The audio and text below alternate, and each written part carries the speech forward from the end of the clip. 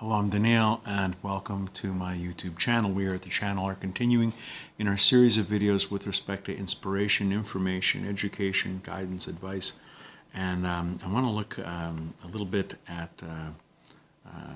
Sefer Bereshis, at the book of Genesis, specifically the Akeidas Yitzhak, the binding of Isaac. It says in chapter 22, verse 1, Elohim nisa et Avram. He tested Avram, and our sages bring down that they ask a very penetrating question. The Torah lauds praises Avram Avinu for his adherence to Hashem's command, for his willingness to sacrifice his only son, his beloved Yitzhak. Al Kiddush Hashem, sacrifice his son, dying for the sake of sanctification of God's name. What about all the others throughout history who've died al Kiddush Hashem? Scores of Jews, parents, mothers, fathers, children, their lives were given for the sake of sanctifying God's name. We, every Yom Kippur, we talk about the 10 martyrs.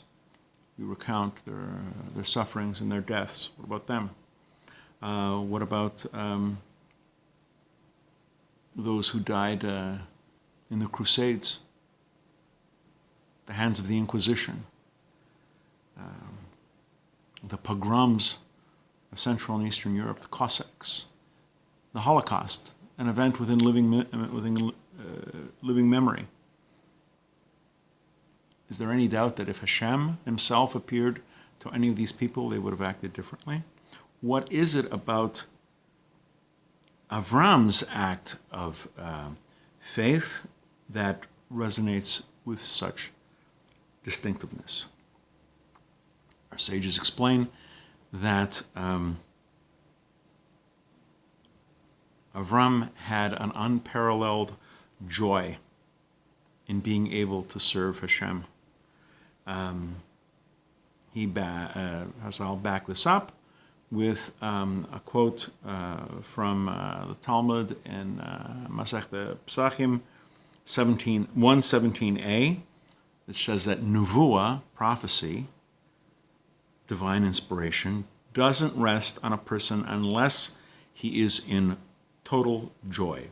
Any taint of depression, regardless of its insignificance, there will be no prophecy. The person's not a Navi.